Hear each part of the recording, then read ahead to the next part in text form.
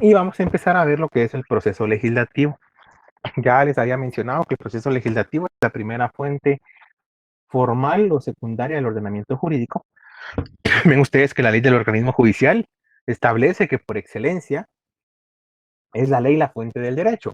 Y precisamente el proceso legislativo es el transitar que esta ley debe seguir para ser de observancia obligatoria en nuestro país. El proceso legislativo, ustedes encuentran su fundamento del artículo 174 al 181 de la Constitución, y de igual manera, ese proceso se encuentra desarrollado del 109 al 133 de la Ley Orgánica del Organismo Legislativo. Cuando nos referimos al proceso legislativo propiamente, estamos haciendo alusión a aquel conjunto de pasos o etapas que deben transcurrir para que un proyecto de ley se convierta en una norma jurídica. ¿Sí? De la misma manera, también lo definen como aquella serie de pasos que la Constitución y la misma ley van a establecer para la formación y sanción de leyes en Guatemala. Como yo les anticipaba, el proceso legislativo nosotros lo vamos a ver según la Constitución, ya que entrar a desarrollar el contenido de la ley orgánica del organismo legislativo, más allá de que yo les invito a que lo puedan leer, ya estaría un poquito más complicado, porque estamos hablando que la Constitución regula 10 etapas más o menos, pero la ley orgánica regula 49 y 52 pasos. Y obviamente eso ya sería propiamente de un curso de derecho parlamentario o del derecho del órgano legislativo eminentemente. Dentro del proceso legislativo, nosotros vamos a encontrar varias etapas que se encuentran debidamente concatenadas, sistematizadas y unidas unas con otras. Obviamente, el conjunto del desarrollo de esas etapas es lo que va a culminar con lo que nosotros conocemos como una ley. Dicho sea de paso, ustedes ya saben que la ley siempre va a ser de cumplimiento y observancia obligatoria. De esa cuenta, la misma ley y la Constitución establecen que nadie puede alegar ignorancia de la ley. ¿Cuál es la primera etapa? ¿Cuál es el primer paso entonces con el cual inicia nuestro proceso legislativo? Tal como ustedes lo pudieron ver, el proceso legislativo empieza con la iniciativa de ley. Este es nuestro paso número 1. ¿En qué consiste la iniciativa de ley? La iniciativa de ley comprende el derecho que la Constitución Política de la República de Guatemala le otorga y reconoce a ciertos órganos u organismos del Estado para poder elaborar y presentar a discusión proyectos de nuevas leyes. En otras palabras, la iniciativa de ley es esa potestad constitucional que tienen algunas instituciones del Estado de presentar proyectos de ley al Congreso de la República para su posterior discusión y aprobación. ¿Quiénes tienen esta iniciativa de ley? El artículo 174 enumera los órganos o los organismos a los cuales, que ojo, no es lo mismo un órgano o un organismo, a los cuales se les ha reconocido esta facultad. Tenemos los 3 poderes del Estado y 2 órganos eh, extraconstitucionales. Sí, 2 órganos extrapoder, como es el caso de la USAC y el Tribunal Supremo Electoral. Pero vean, ¿cómo se ejerce esta iniciativa de ley? ¿Será que la misma iniciativa de ley la va a tener un diputado al Congreso de la República, 2 o más diputados al Congreso de la República, o el Congreso de la República en pleno, o este derecho de iniciativa de ley irá variando en este caso concreto? ¿Qué piensan ustedes?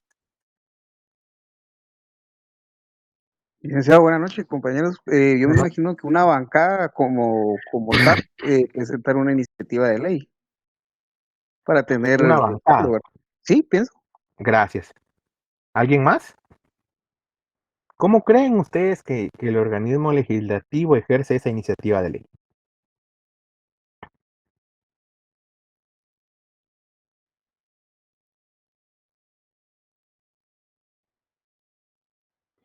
Perdón, licenciado, no sé si estoy en lo correcto, Claro. pero creo que en sí la potestad es directamente hacia el organismo, no a la persona como tal. Entonces, según su perspectiva, tienen que ser los 160 diputados. Se ha visto que algunos diputados, por ejemplo, cuando presentan alguna iniciativa de ley, la presentan los diputados representando a X bloque dentro del Congreso. O sea, Bueno, siempre y entonces, cuando tengan la investidura de ser diputado del Congreso, ¿verdad? ¿La tiene el organismo o quién la tiene? Según lo que estás mencionando. El Congreso. No, el No, Congreso está es claro que, que lo tiene, pero no, ¿cómo se no ejerce sé es la si, pregunta? sí, yo no sé si estoy dando bien mi No planteamiento. importa, da tu opinión, pero, o sea, el Congreso, eso ya lo sabemos que lo tiene, la Constitución así lo establece. Pero ¿cómo Ajá, la ejerce el Congreso es la pregunta concreta? a través de los diputados. Sí, a través de los diputados, pero ¿cómo?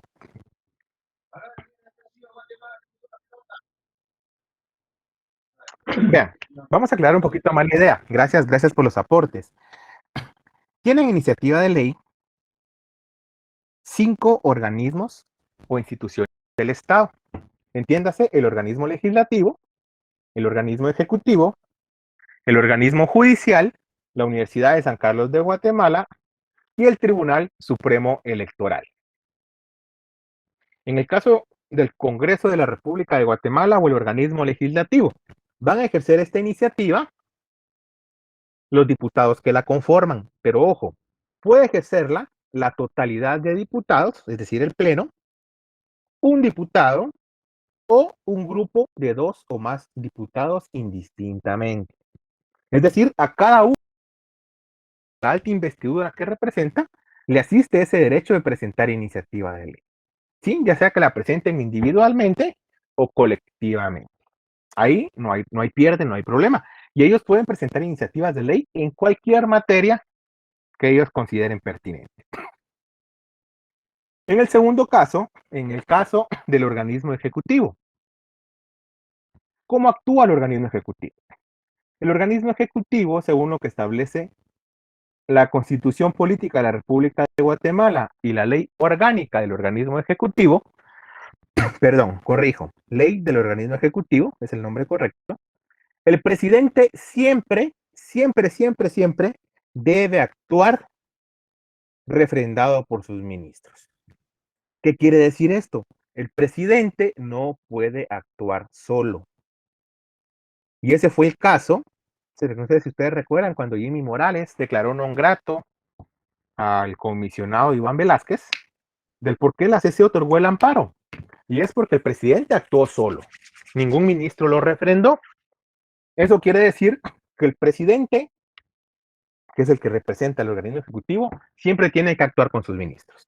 Lo cual se traduce en que el presidente de la República puede presentar una iniciativa de ley con su consejo de ministros. Puede presentarla el presidente con 2 o más ministros. O puede presentarla únicamente refrendado por un solo ministro. ¿Sí? El requisito es que siempre debe actuar con sus ministros. En el caso de la Corte Suprema de Justicia o organismo judicial.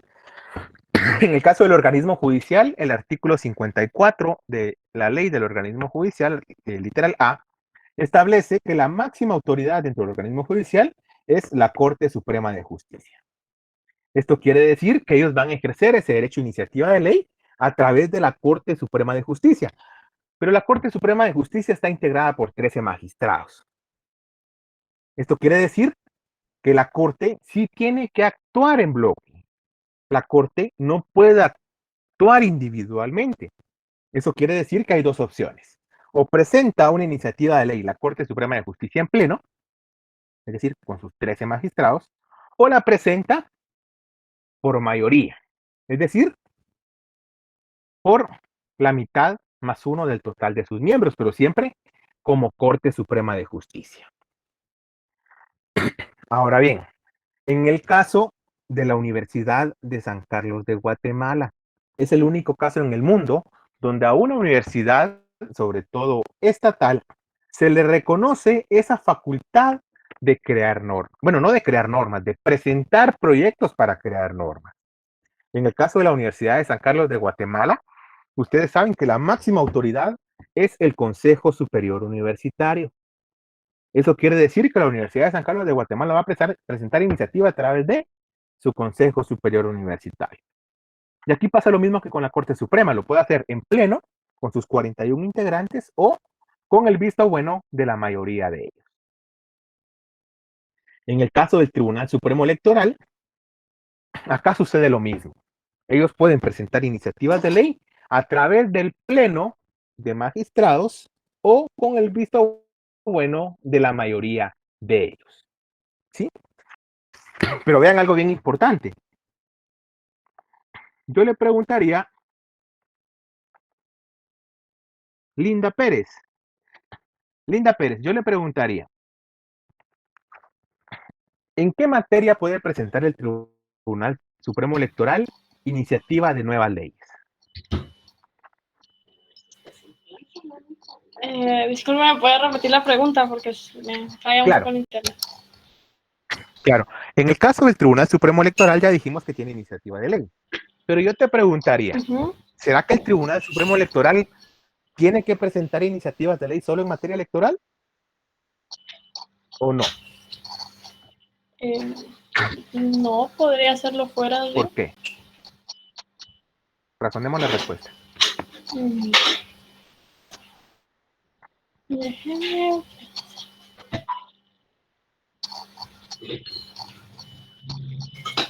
Por el derecho que tienen, o sea, no les limita a presentarlo solo en ese lapso de tiempo. Muchas gracias, Linda. Vean, lo que Linda dice es algo sumamente importante. El artículo 174, le vamos a dar lectura, dice: para la formación de leyes tienen iniciativa los diputados al Congreso, el organismo ejecutivo, la Corte Suprema de Justicia, la Universidad de San Carlos y el Tribunal Supremo Electoral. Si se dan cuenta, en ningún momento ese derecho está siendo limitado o está siendo restringido. Por lo tanto la Universidad de San Carlos puede presentar iniciativa de ley en materia electoral, iniciativa de ley en materia de defensa nacional, iniciativa de ley en materia de alimentación. El Tribunal Supremo Electoral puede presentar una iniciativa de ley en materia penal, en derecho ambiental. Y lo mismo sucede con todos los organismos.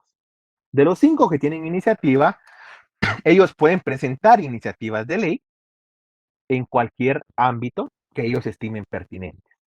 La Constitución y la ley los está limitando o circunscribiendo a algún tema en específico. ¿Sí? Ahora bien, ya dijimos que estas 5 entidades tienen iniciativa de ley.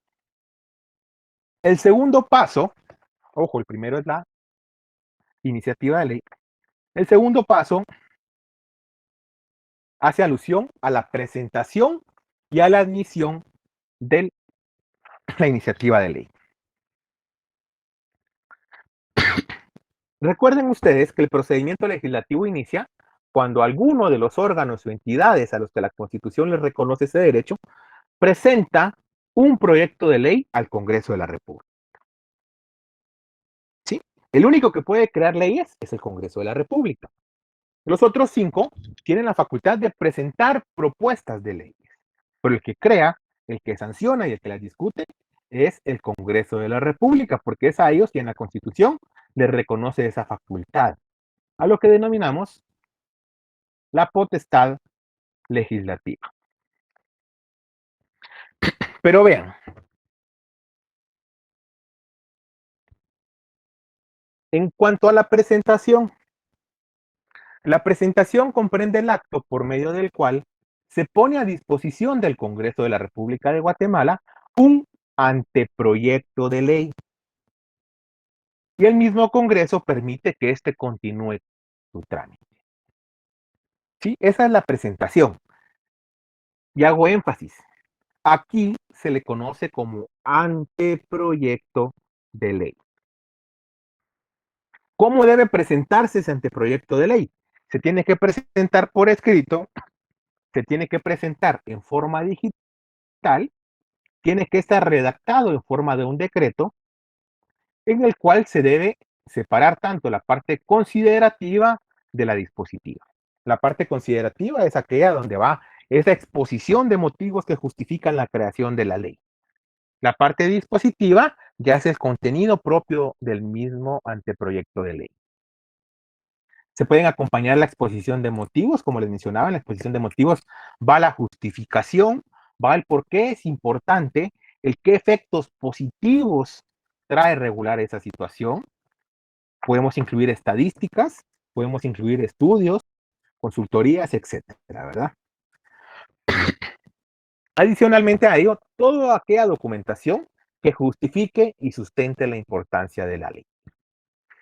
¿En dónde vamos a presentar ese anteproyecto de ley? Lo tenemos que presentar en la dirección legislativa. ¿Sí? La dirección legislativa es un órgano interno del Congreso de la República. Cuando ustedes, o sea, entiéndase, los organismos que se encuentran facultados para ello, presentan un anteproyecto de ley, la dirección legislativa lo va a recibir. La dirección legislativa le va a asignar un número de iniciativa y posteriormente lo va a remitir a la comisión de trabajo correspondiente para que ellos hagan un estudio, hagan un análisis sobre el proyecto de ley.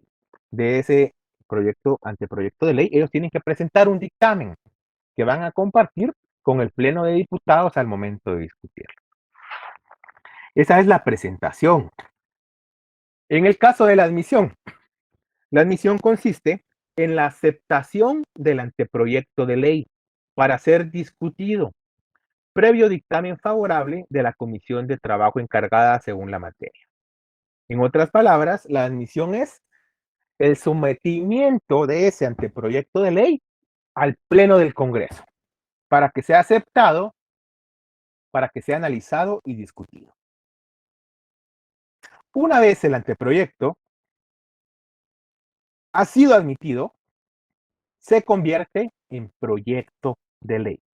Es decir, de anteproyecto de ley pasa a ser proyecto de ley. ¿Sí? Una vez ha sido admitido, ya el secretario de la comisión de trabajo respectiva entrega copias a cada diputado de los dictámenes que fueron emitiendo. Obviamente va a decir si el dictamen es favorable o el dictamen no es favorable. Vean, recapitulando esta etapa, para que la tengamos más presente. La segunda etapa o el segundo paso es la presentación y la admisión. Esta presentación y admisión se divide en dos subetapas. La presentación por un lado y la admisión por otro lado. La presentación, cualquiera de los 5 órganos con iniciativa presentan el proyecto de ley al Congreso para su conocimiento. En el caso de la admisión ya es esa declaración solemne donde el Pleno del Congreso de la República acepta el anteproyecto de ley para discutirlo. ¿Sí? Cuando se presenta, todavía es un anteproyecto de ley. Cuando ya se admite formalmente por el Pleno del Congreso, se convierte en un proyecto de ley. Ahora bien, para que tengan una idea, las comisiones de trabajo son establecidas en la ley orgánica del organismo legislativo y se establece que se podrán crear las comisiones de trabajo que sean necesarias según la materia. La única comisión, ojo, de trabajo regulada en la Constitución Política de la República de Guatemala es la Comisión de los Derechos Humanos.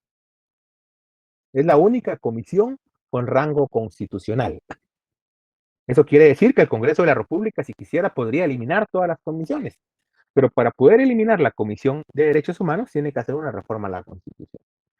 Van a ver ustedes que hay Comisión de Defensa, Comisión de Protección al Usuario y al Consumidor, protección de economía, hay protección de finanzas públicas, hay protección de gobernación, protección de comunicaciones, hay protección de trabajo, hay una comisión, la de los derechos humanos, la comisión de la mujer, comisión del medio ambiente, hay un sinfín de comisiones. ¿Sí?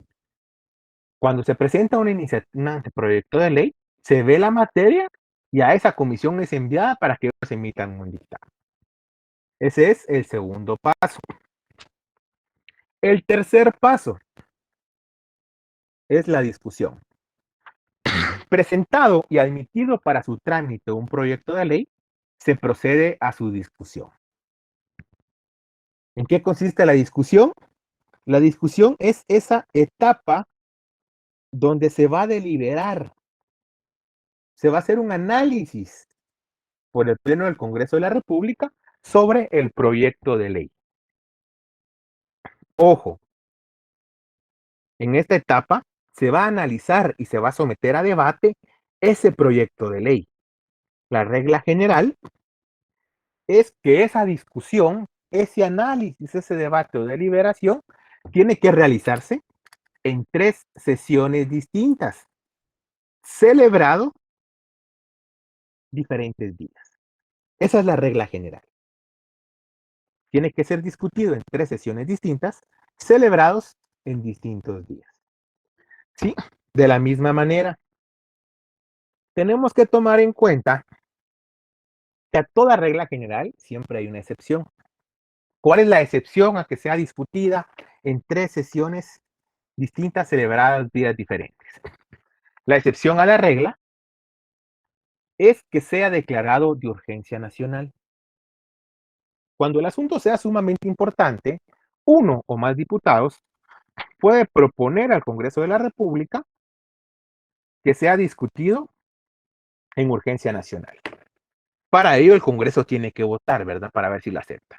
Y se requieren de las 2/3 partes de los votos, que ustedes ya saben cuántos son, para que solo sea discutido en una sesión y no en 3 como manda la Constitución y la ley.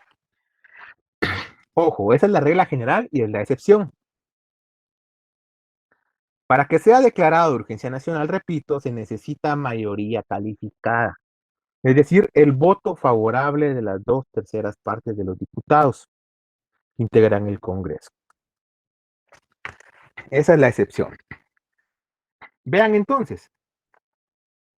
¿Vamos bien hasta acá? ¿Alguien tiene alguna duda, alguna pregunta? Lick, una pregunta. Claro. En conclusión, digamos que el único individuo que puede presentar iniciativa de ley como único sería un diputado, se podría decir, Sí, porque podría presentar como grupo, se podría decir, o individualmente. exacto, Ok. exacto. Lick, ¿Alguien más? Claro. disculpe la molestia. ¿Será que me podría repetir lo que dijo ahorita sobre lo de la mayoría? Ahorita Por lo favor, repito, solo creo que alguien está acá. Claro. gracias.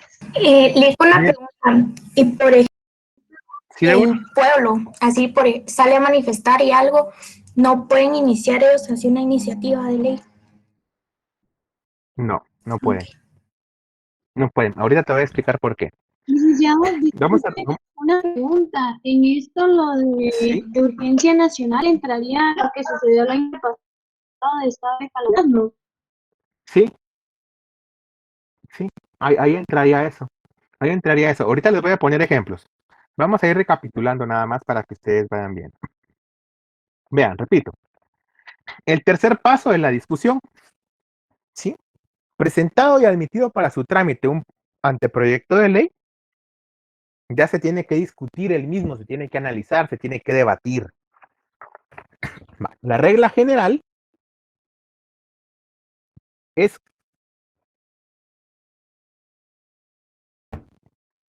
que no se puede aprobar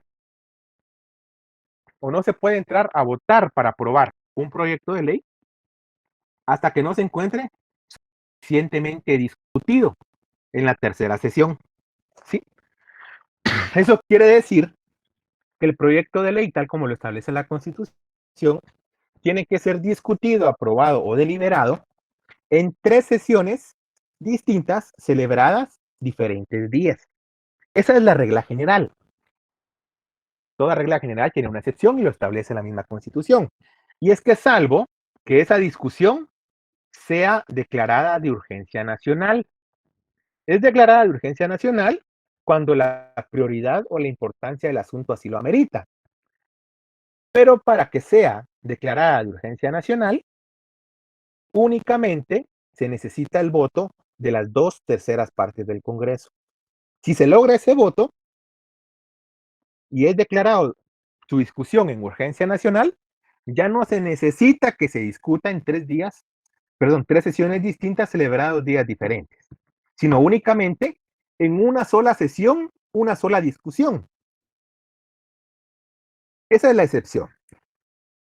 ¿Sí? Vean, yo no sé si ustedes recuerdan cuando se fue en época del Mundial pasado, ese día había un partido importante y de eso se agarró el Congreso, pero aprobaron las famosas modificaciones genéticas a semillas. No sé si lo tienen presente. Sí, sí, sí, sí. Donde ya la famosa ley, ¿cómo se le llamaba esto? De Monsanto. yo creo, La Monsanto. famosa ley Monsanto. Vean lo importante de esto. Había un gran partido, no sé si era final o qué había, pero el Congreso de la República declaró de urgencia nacional la ley Monsanto, la aprobó en una sola sesión. Es decir, se evitó pasar por 3 sesiones diferentes días. Y dentro del contenido de la ley, a la modificación genética de semillas, iba una transferencia de 500 millones al Ministerio de Comunicaciones. Nos querían meter gol. Porque en urgencia nacional aprobaron una ley con contenido que no correspondía a la misma. Lo mismo ha pasado cuando han aprobado préstamos. Lo mismo ha pasado cuando se ha aprobado el presupuesto. Lo mismo ha pasado, tal como lo mencionaba Mariana Maldonado, cuando se han aprobado los estados de calamidad últimamente. La discusión, como les digo, no se puede votar para aprobar un proyecto de ley para que se convierta en ley hasta que no se tenga sumamente discutidos en la tercera sesión.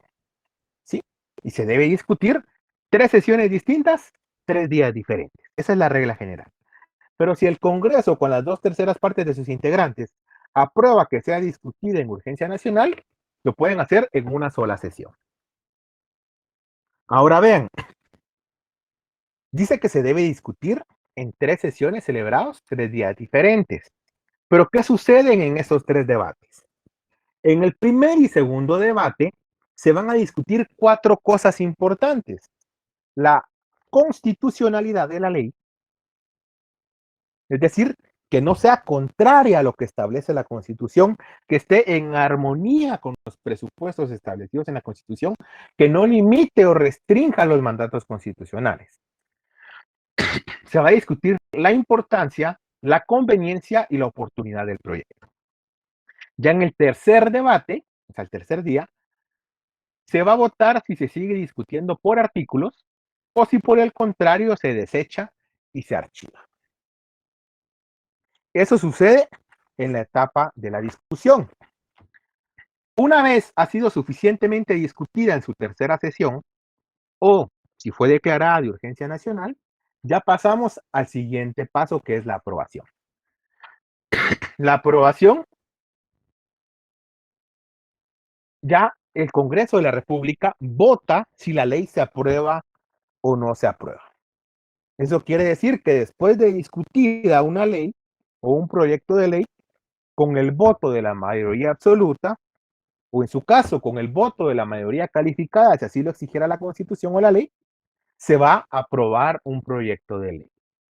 En la aprobación ya es el visto bueno, ya es esa votación donde el Congreso de la República convierte un proyecto de ley en una ley propiamente dicha. Pero esto se va a dar hasta que esté suficientemente discutida en los 3 debates, o bien que haya sido declarado de urgencia nacional. ¿Cuál es la regla general para la aprobación? Es que todo decreto, por regla general, necesita mayoría absoluta del total de diputados.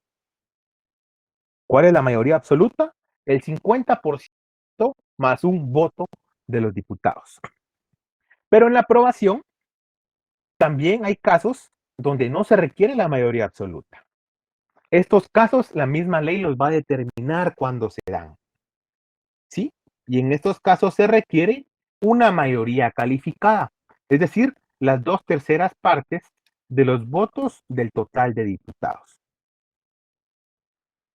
¿Cuál podría ser un ejemplo? Yo les mencioné la vez pasada el caso de que se fuera a aprobar un convenio internacional. Otro ejemplo es el establecimiento de una base militar extranjera en Guatemala.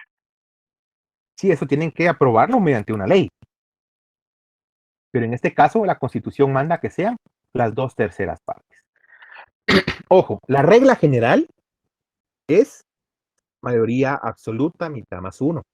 Sin embargo, a moción de uno o varios diputados, el Congreso de la República también puede aprobar una ley de urgencia nacional. Se aprueba la ley de urgencia nacional, necesita las 2/3 partes de los diputados. Otro elemento importante es que luego que ha sido aprobado, en este caso, un proyecto de ley, se convierte en decreto legislativo. ¿Sí? Con la aprobación, deja de ser considerado un proyecto de ley y se convierte formalmente en un decreto legislativo. Esto quiere decir que la Junta Directiva del Congreso de la República le va a asignar o le va a otorgar un número de decreto y va a realizar la revisión de estilo correspondiente. Ustedes tienen a la mano su ley del organismo judicial. Alguien que la tenga a la mano. Yo lo tengo. ¿Cuál es el número de decreto de la ley del organismo judicial?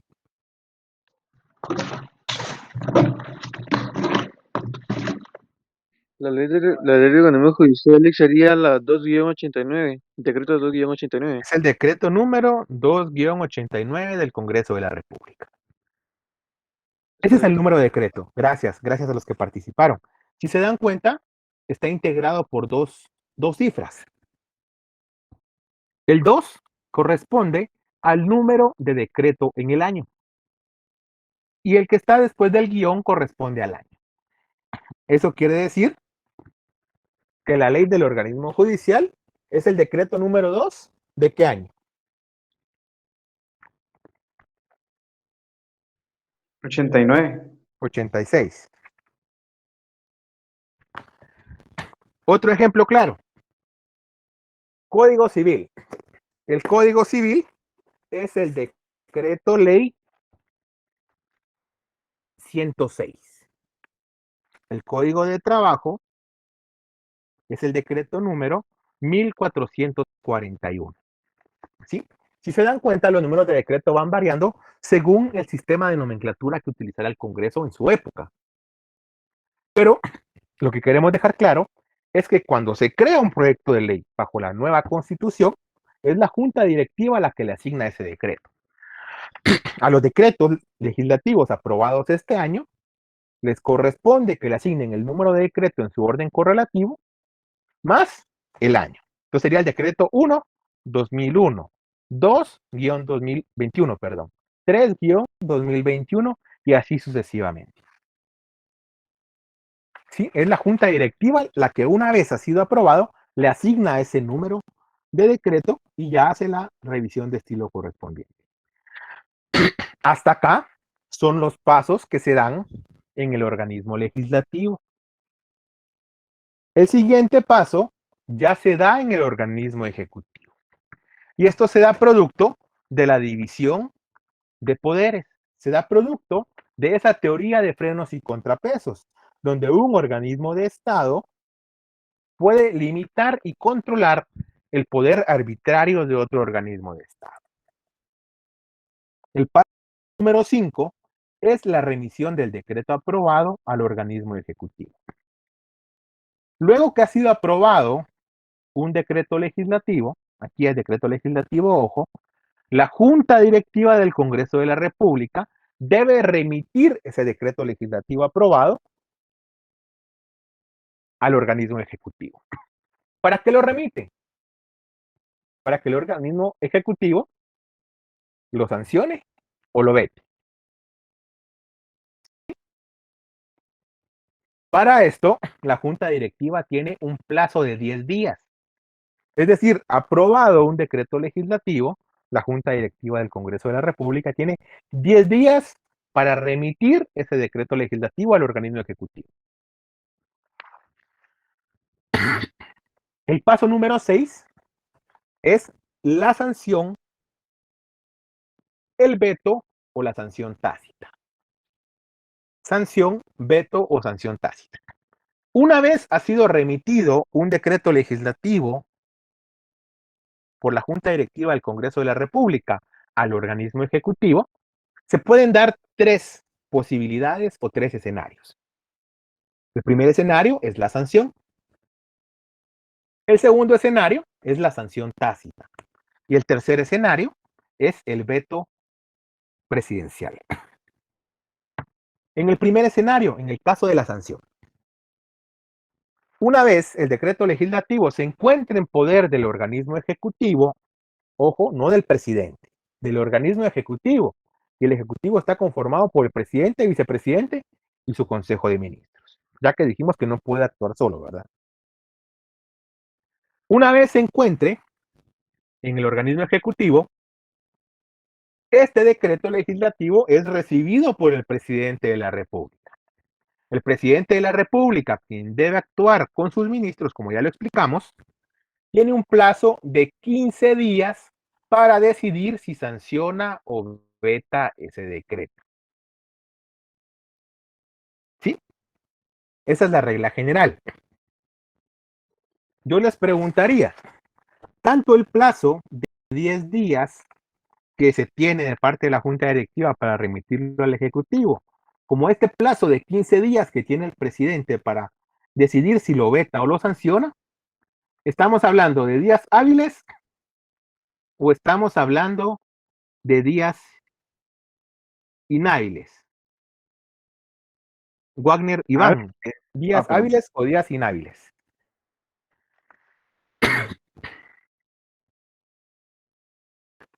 Hábiles.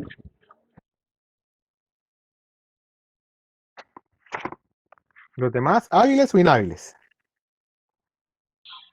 Hábiles. Hábiles. Hábiles. Hábiles, yo diría que hábiles. ¿Cuál es el fundamento? Porque no estamos adivinando, o sea, todo lo que decimos está en la ley.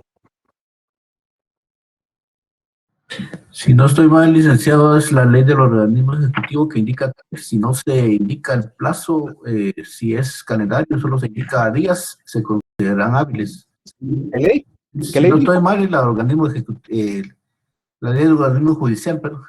La ley de los, sí, pero estamos bien en la ley, pero cuando pregunto fundamento es el artículo específico.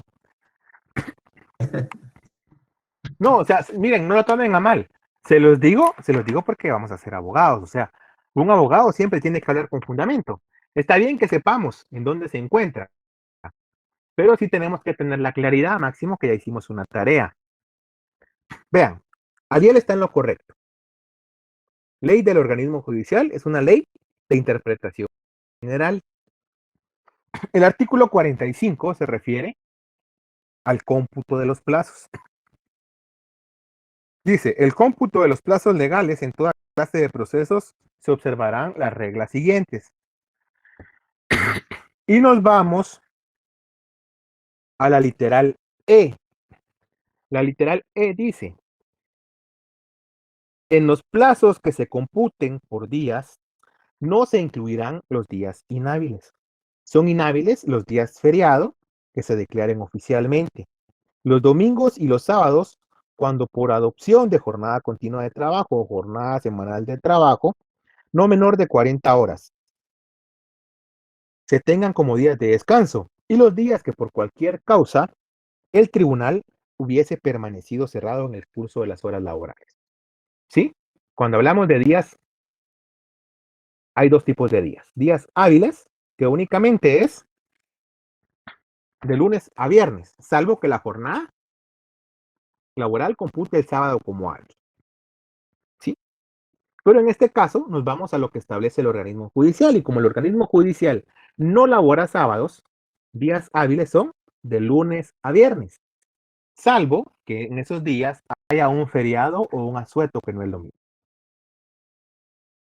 ¿Sí? O que el mismo organismo judicial de algún puente o cierre por algún motivo. Esa es la regla general. Cuando hablamos de días calendario, nos estamos refiriendo a días seguidos. ¿Sí? Nos estamos refiriendo a días sin interrupción alguna. En este caso, cuando haga referencia a que los días sean calendario, la misma ley lo debe establecer. Pero si la ley no establece si es una o es otra, nos vamos a lo que establece el artículo 45 literal E. Y como en este caso la Constitución no establece si son días calendario, solo se refiere a días, estos días se tienen como días hábiles. Gracias, Ariel. Vean entonces, el presidente, una vez ha sido remitido por la Junta Directiva del Congreso, tiene 15 días hábiles para decidir si acepta o no acepta la ley que le ha enviado el Congreso. Esto, ojo, se hace para tener ese control en el ejercicio del poder arbitrario, ¿verdad? Imagínense que el Congreso nos quiera crear una ley donde quiera subir el IVA al 50%, lo cual es insostenible. Obviamente, está el veto presidencial que ayuda a limitar ese ejercicio arbitrario. Volviendo al tema entonces, el primer escenario es que el presidente sancione el decreto legislativo. ¿En qué consiste esa sanción?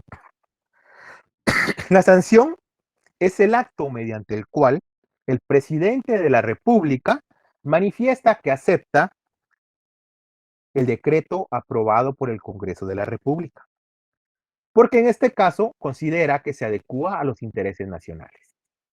¿Sí? Es decir, es el visto bueno del presidente o la validación que da el presidente al decreto aprobado por el Congreso. Ese es el primer escenario.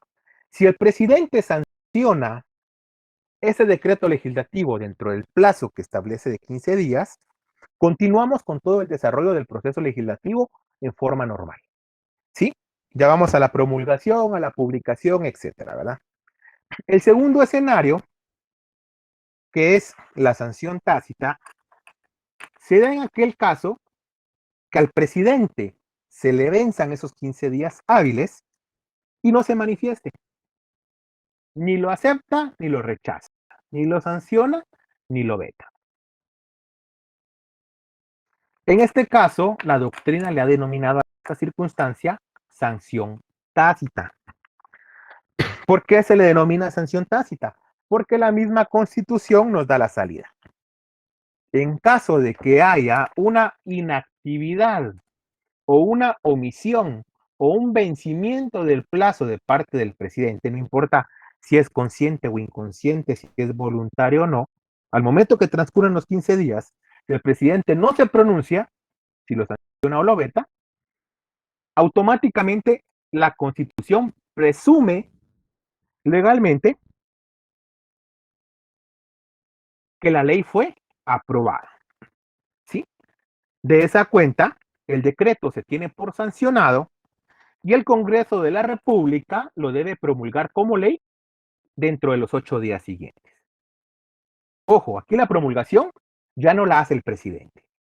En el caso que al presidente se le venza el plazo, la misma Constitución dice que ante esa inacción o ante esa omisión, la ley se tiene por sancionada por default. Y el que lo va a promulgar es el Congreso de la República. Regularmente promulga el presidente, pero en el caso de la sanción tácita va a promulgar el Congreso de la República. Para ello tiene 8 días siguientes al vencimiento del plazo. El tercer escenario, es el veto presidencial. En este caso, por el contrario, si el presidente considera que el decreto legislativo enviado por el Congreso de la República no se adecúa a los intereses nacionales y por lo tanto no amerita convertirse en una ley de observancia obligatoria, el presidente siempre dentro de ese plazo de 15 días hábiles tiene que emitir el veto presidencial, es decir, tiene que vetar el decreto legislativo aprobado por el Congreso de la República. ¿Cómo se emite este veto? Este veto se emite mediante un acuerdo gubernativo que debe emitir el presidente acompañado de sus ministros, ya sea en Consejo de Ministros, refrendado por uno o bien por dos o más ministros. Pero entonces, ¿en qué consiste el veto presidencial? Cuando hablamos del veto presidencial, estamos hablando del derecho que la Constitución le otorga al presidente de la República a rechazar un decreto aprobado por el Congreso de la República, por considerarlo inadecuado a los intereses nacionales. Obviamente, en el acuerdo gubernativo que se emite el veto presidencial, se deben establecer las razones por las cuales no se está aprobando, las razones por las cuales se está rechazando. Ojo, aquí sucede algo. Cuando el presidente veta una ley remitida por el Congreso, esta ley la tiene que remitir nuevamente al Congreso de la República. Va a remitir la ley y va a remitir el acuerdo gubernativo donde la vetó. Una vez la remite, la Junta Directiva del Congreso de la República debe poner en conocimiento inmediato del Pleno del Congreso de esta circunstancia. Es decir, le tiene que informar a todos los diputados que el presidente vetó el decreto aprobado por ellos. Y ojo, aquí se pueden dar dos circunstancias. Circunstancia número 1 es, solo hago una aclaración antes. Cuando se veta una ley o se sanciona una ley, se veta totalmente o se sanciona totalmente. No se puede sancionar o vetar por partes. ¿Sí? Ojo, cuando el presidente en Consejo de Ministros emite el veto, tiene que remitirlo o devolverlo al Congreso de la República.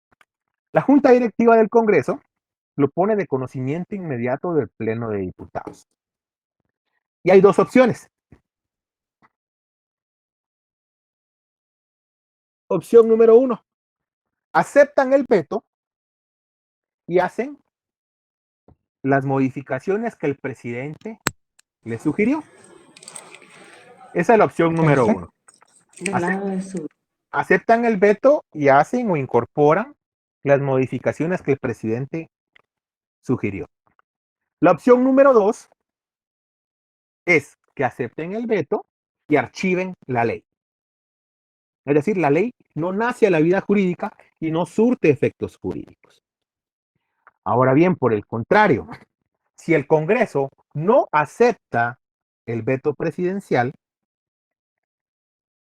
el Congreso puede hacer uso de lo que la ley y la Constitución conocen como supremacía legislativa o primacía legislativa. ¿Qué quiere decir eso? Que cuando el presidente devuelve un decreto legislativo aprobado por el Congreso, rechazándolo o vetándolo, el Congreso de la República puede rechazar ese veto presidencial. Para poder rechazar el veto presidencial, el Congreso necesita de las 2/3 partes del total de diputados. Si el Congreso tiene el voto favorable de las 2/3 partes del total de diputados y votan por rechazar el veto presidencial, el Congreso se puede imponer, ¿sí? Y esa imposición se le conoce como primacía legislativa o supremacía legislativa. ¿Qué quiere decir esto? La supremacía legislativa o primacía legislativa consiste en el derecho o la facultad que la Constitución le otorga al Congreso de la República de rechazar el veto emitido por el presidente de la República.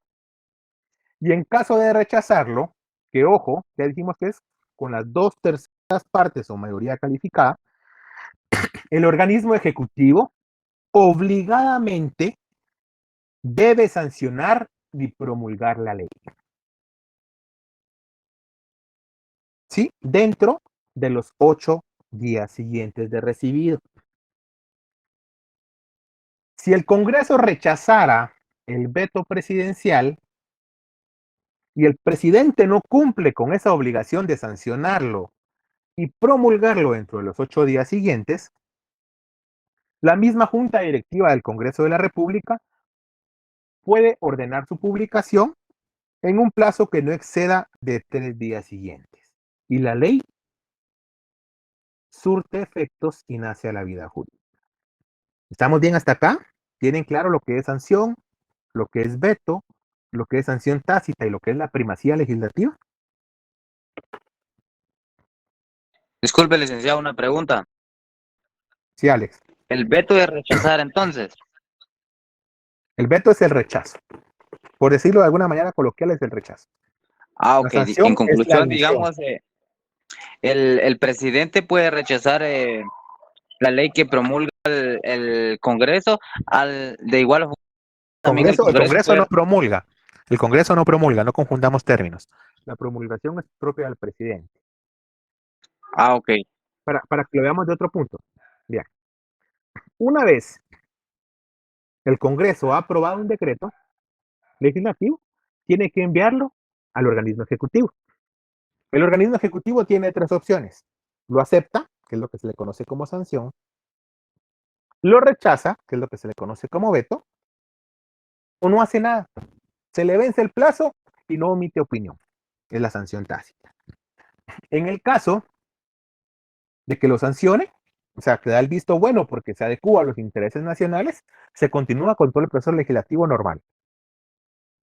¿Sí? Ya lo promulga, lo publica, etc.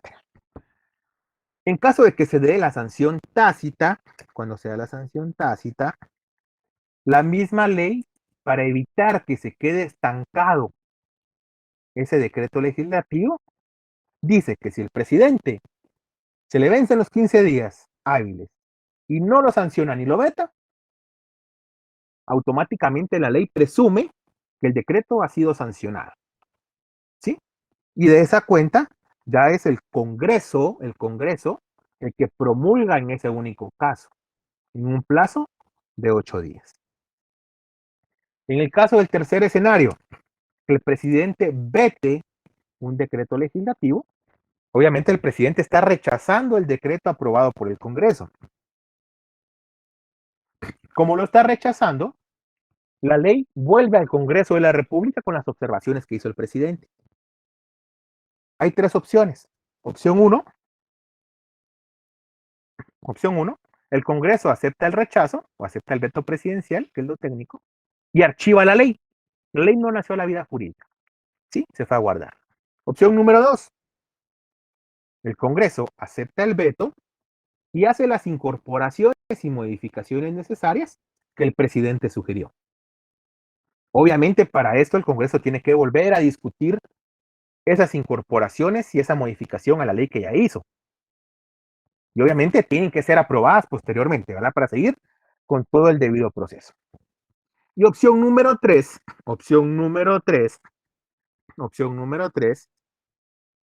es que el Congreso rechace el veto presidencial. Para rechazar el veto presidencial, repito, necesita las 2/3 partes del total de diputados. Si el Congreso rechaza con las 2/3 partes, el presidente ya no puede hacer nada. La misma Constitución lo manda a que sancione esa ley. ¿Sí? Es decir, vuelve al Congreso, el Congreso con las 2/3 partes rechaza el veto presidencial y tienen que remitirle de nuevo la ley al presidente. El presidente solo tiene una opción en este caso y es sancionar y promulgar. Ya no puede hacer nada. ¿Por qué se da esto? A esto se le conoce como primacía legislativa o supremacía legislativa.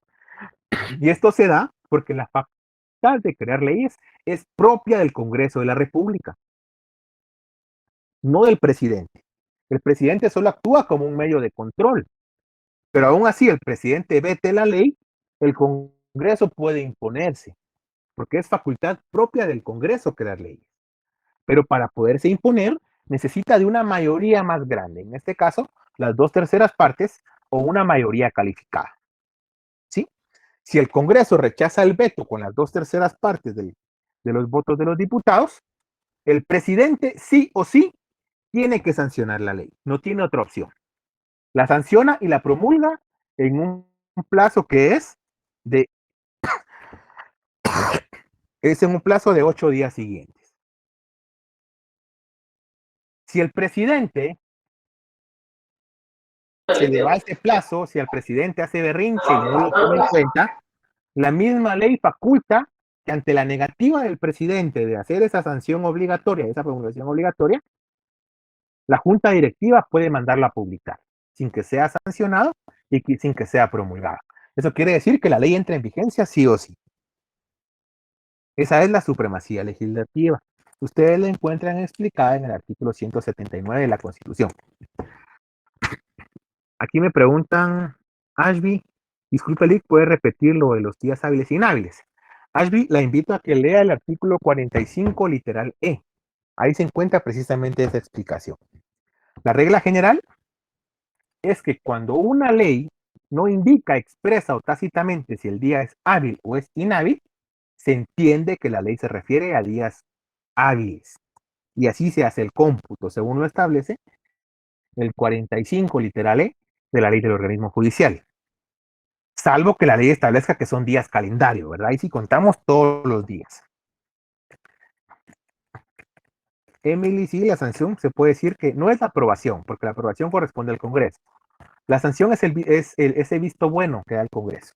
Esa aceptación que da el presidente de que la ley sí se adecua a los intereses nacionales. Dice Jessica Gabriela, disculpe licenciado, ¿a qué se refiere que las leyes no podrán ser vetadas parcialmente? Claro, o sea, el Congreso de la República cuando acepta o cuando aprueba una ley, la aprueba en su totalidad. De la misma manera, el presidente, cuando acepta o rechaza esa ley, o sea, cuando sanciona o veta la ley, lo tiene que hacer totalmente. ¿Sí? No es que pueda decir, miren, es que toda la ley está buena, pero este artículo no me convence. No. Si la veta completa. Y si la sanciona completa. Ahí no hay parado. ¿Alguien más que tenga alguna duda, alguna pregunta? Sí, licenciado, tengo una duda. Por ejemplo, ya sea la sanción o el veto, el presidente con su consejo de ministros y el vicepresidente, ahí sí, ahí tienen que participar todos o siempre puede ser una mayoría. No, mire, ahí aplica el principio básico que regula la Constitución y que regula la ley. Que el principio básico es que el presidente no puede actuar. ¿Sí? Ese es el principio fundamental, digamos. El presidente nunca puede actuar solo. Ahorita le doy Deme un minuto nada más. ¿Tiene a la mano su Constitución, Ariel?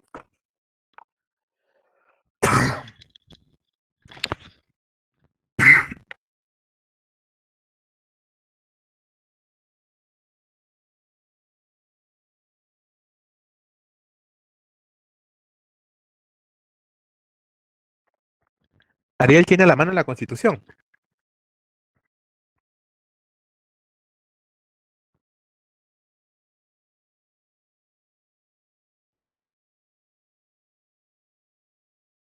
Ahorita se la busco.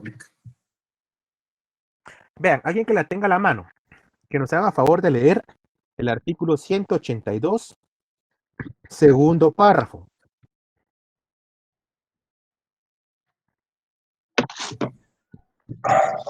El presidente de la República actuará siempre con los ministros en consejo o separadamente con uno o más de ellos.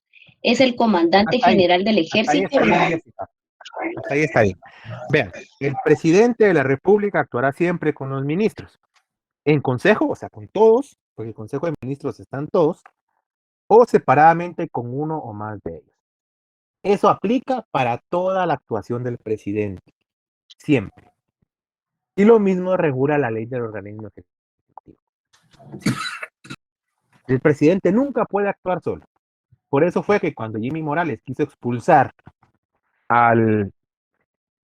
por ejemplo, a este embajador Compas de Noruega, no pudo hacerlo, porque él actuó solo.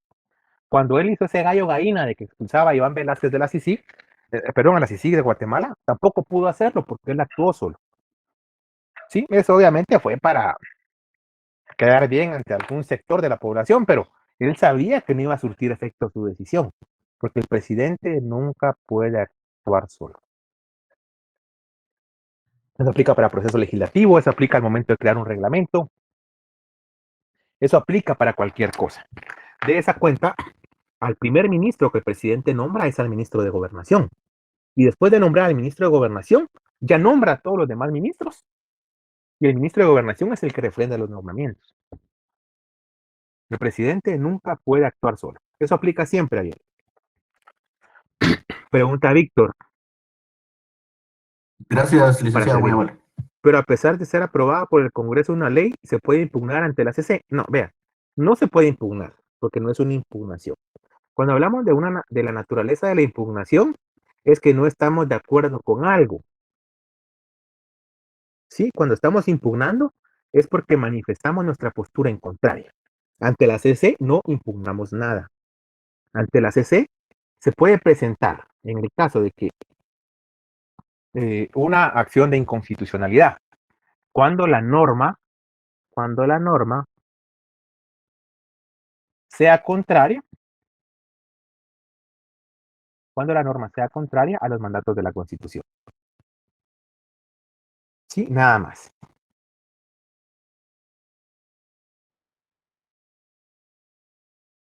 ¿Alguien más tiene alguna duda, alguna pregunta?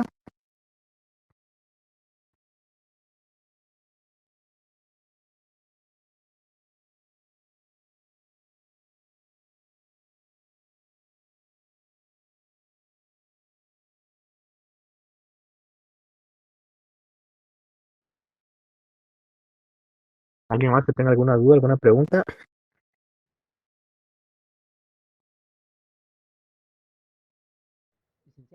Claro. No, licenciado. Solo para ver por qué un ciudadano no puede proponer una iniciativa de ley. Porque la Constitución no lo regula. No le hace derecho. Esa es la respuesta más objetiva. Sí. Para servirte.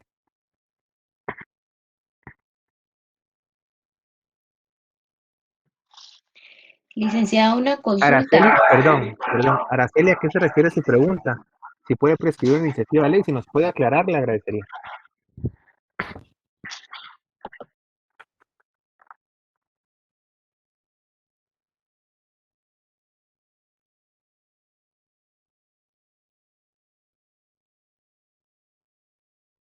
En lo que Araceli nos aclara, Jessica. Según pues leí en los artículos, ¿verdad? Que cuando estábamos haciendo tal ejercicio y me quedó esa como duda. eh,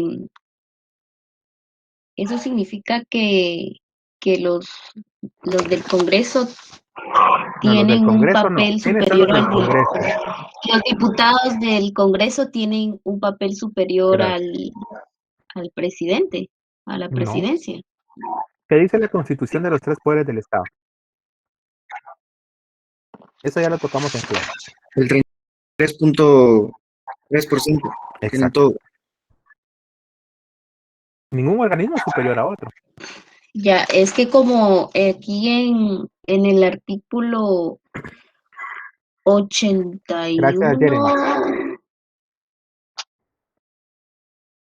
decía que no necesita, dice que no necesita, ¿Qué artículo? en el 181 dice que no necesita sanción del Ejecutivo. ¿Nos puede leer el Y 181? sí, yo creo que era este artículo el que leí, que dice no necesitan de sanción del Ejecutivo las disposiciones del Congreso relativas a su régimen anterior. ¿Interior o interior? Interior. Ujú. Y las contenidas en el artículo 165 y 170 de esta Constitución. ¿Y por qué dice usted que con base en este artículo el Congreso es superior al Ejecutivo?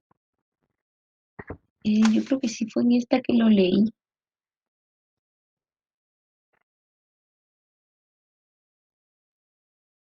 No, ahí está, pero le pregunto, o sea, ¿por qué llegó a esa conclusión usted? ¿Algún motivo tiene que haber?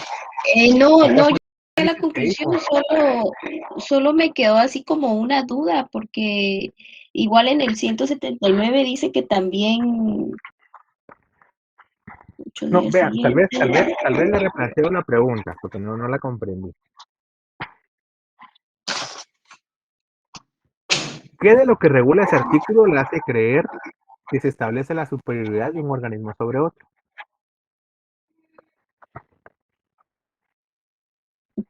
Eh, que no necesita ninguna sanción del Ejecutivo, ¿eso?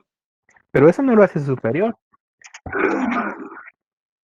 Ya, Miren, solo esa era una si ustedes duda. ven miren, pues, el 141 de la Constitución, ¿qué dice el 141? Soberanía. La soberanía radica en el pueblo, quien la delega para su ejercicio en los tres poderes de Estado. La subordinación entre los mismos es prohibida. Eso quiere decir que los tres organismos de Estado están en un mismo nivel, tienen el mismo poder, ejercen la misma soberanía. ¿Sí? No es que un organismo sea más importante que otro. Hago la aclaración a lo que se refiere el artículo Sí. 181. Solo apago su micrófono porque se escucha eso. A lo que establece el artículo 181 hace alusión a que para que el Congreso de la República pueda dictar su reglamento interno, que es algo interno, no necesita el visto bueno del presidente. ¿Sí? ¿Por qué no necesita el visto bueno del presidente? Porque no es algo que va a afectar a la población. Es el reglamento interno del Congreso. ¿Sí? Si se necesitara el visto bueno del presidente, ahí sí habría superioridad del Ejecutivo sobre el Legislativo. Por eso la Constitución hace la aclaración de que para el régimen interior el Ejecutivo no puede intervenir. Ahora, lo que establece la primacía legislativa, el 179, no es que esté reconociendo superioridad del Congreso. Ojo, dijimos que en la división de poderes, o el principio de frenos y contrapesos, se establece para limitar la arbitrariedad del poder del Estado. Sin embargo, cada organismo tiene una función propia. ¿A quién le corresponde crear leyes, Jessica?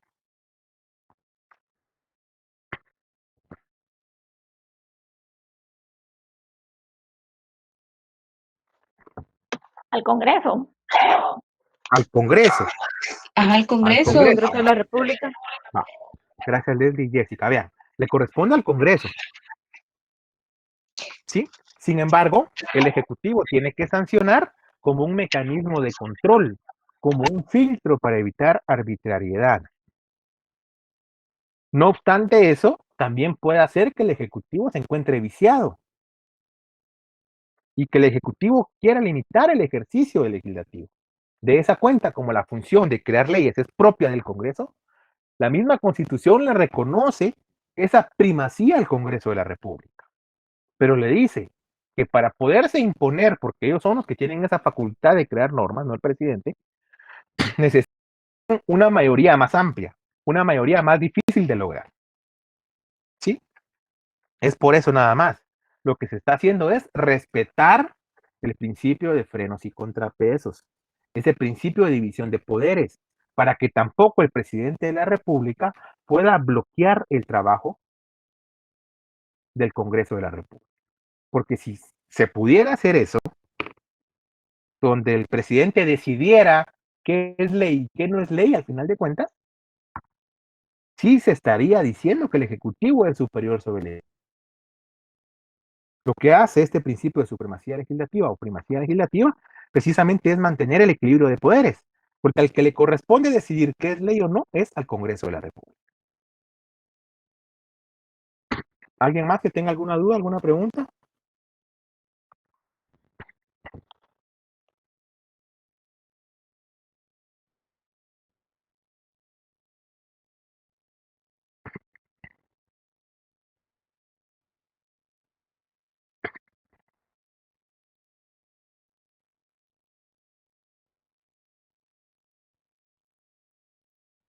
María Eugenia, específicamente, ¿qué quiere que amplíe sobre el veto?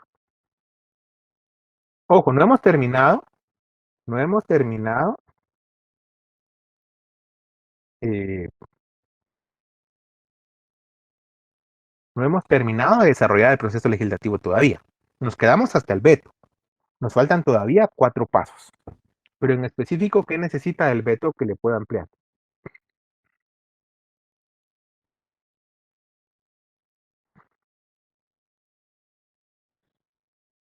Vean, mejor le pregunto yo, ¿qué entiende usted por veto presidencial?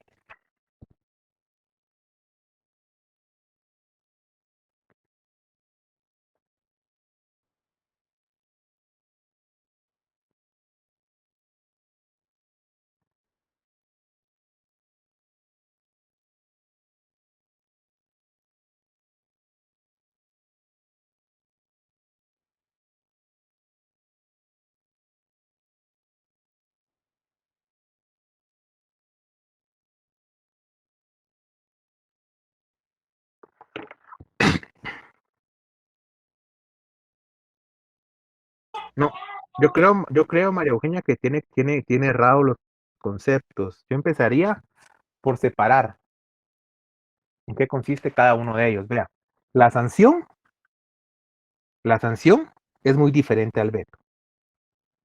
Son cosas sumamente diferentes. Cuando hablamos de la sanción, nos estamos refiriendo a la validación, nos estamos refiriendo a esa aceptación que hace el presidente de la República de un decreto legislativo aprobado por el Congreso de la República, porque considera que sí se adecúa a los intereses y a la realidad nacional. Cuando hablamos de veto, estamos hablando de otro aspecto diferente. En este caso es la no aceptación del decreto legislativo aprobado por el Congreso de la República. Son dos cosas diferentes. En el caso de que la sancione, se siga el procedimiento normal.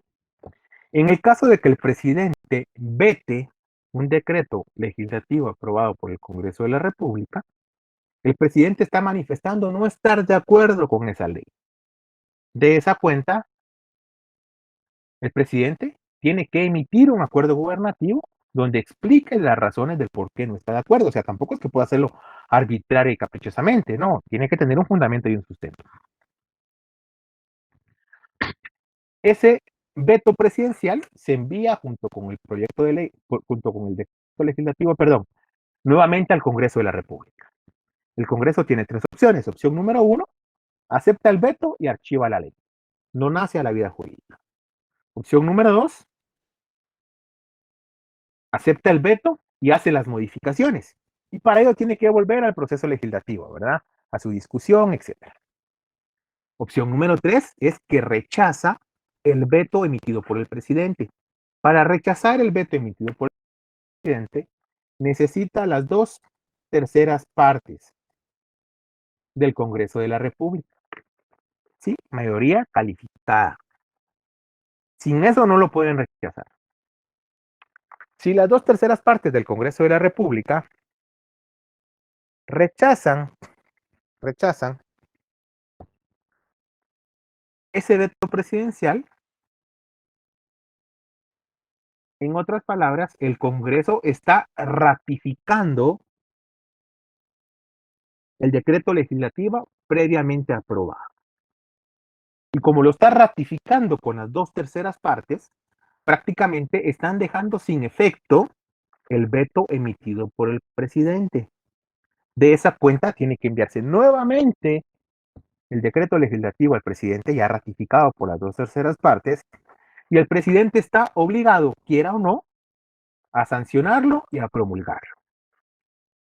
Si el presidente por X o Y motivo no lo sanciona y no lo promulga estando obligado, esa facultad recae en la Junta Directiva del Congreso, quien puede mandarlo a publicar inmediatamente, ¿sí? Ya sin que se sancione y sin que se promulgue. No sé si estamos bien ahí.